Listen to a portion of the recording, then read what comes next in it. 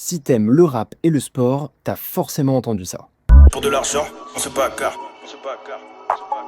Comme les Pistons et les Pacers.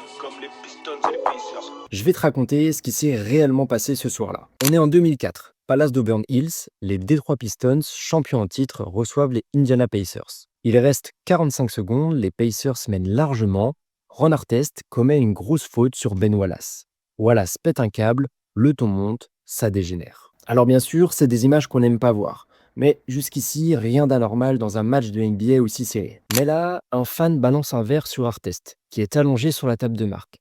Et là, clairement, c'est la rupture. Artest se lève, grimpe dans les tribunes et frappe le mauvais gars. C'est plus une bagarre, ça devient une émeute. Des coups entre joueurs, entre fans, des gens au sol, des policiers débordés, des images diffusées en boucle à la télé. Pour la petite histoire, c'est la bagarre générale la plus importante du sport américain et peut-être même du sport d'une manière générale.